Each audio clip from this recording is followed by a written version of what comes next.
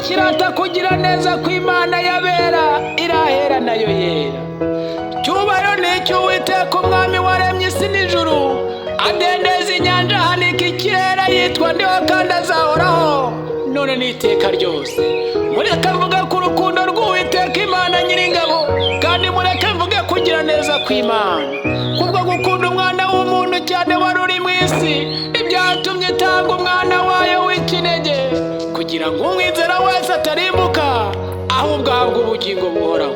Ndashimira Yehova wadubaye hafi, ndashimira Yehova kuko yaduhaye umwuka wera uturwanirira amanywa na nijoro. Nk'uko imisozi igose Yerusalemu, uko niko Uwiteka agose abantu be, uhereye none ukageza iteka ryose.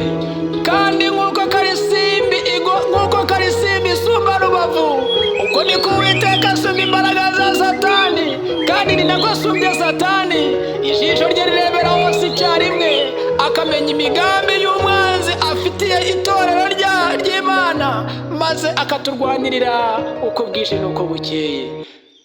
Bavandimwe, nshuti zanjye, bene data, reka mpinira aha, nzakomerezaho gutaha. Gusa gato ntibagerere iki kivugo kirata kugira neza kw'Imana yabera irahera. Nitwa Bizimana Jean Claude. Hanyuma ndakubwira neza kandi ntashidikanya ko abera bo mu isi nizo mfura Imana ireba ikishimira. Mu mahanga yose uwubaha Imana agakora ibyo gukiranuka, Uw'Imana iramwemera. Iyo imaze kumwemera imwemeza n'abatamwemeraga, kandi izina ry'Imana rigakomeza rigahabwa icyubahiro. Ushaka kumenya neza ibyerekeranye n'iki kivugo cyose uko kingana, wagisanga muri iki gitabo nanditse cyitwa Nawe Imana Iragushaka, umugabane wa mbere, paje 202.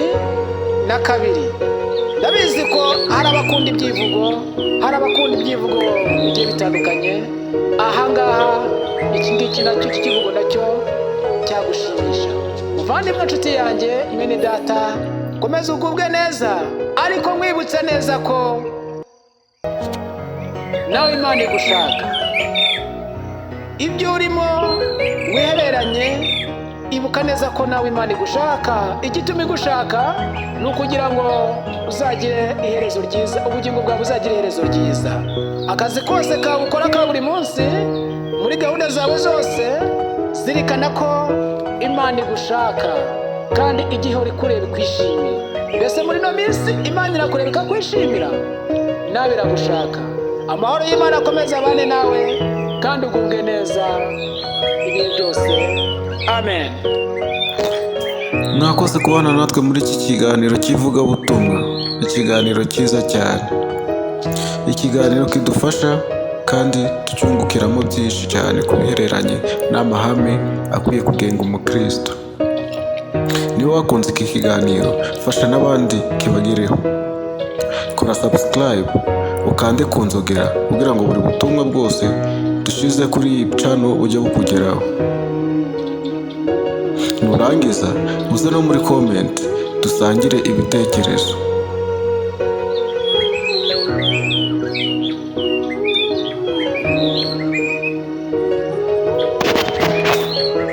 Turagushimiye kubw'uruhare wagize mu gukurikirana iki kiganiro cy'ivugabutumwa.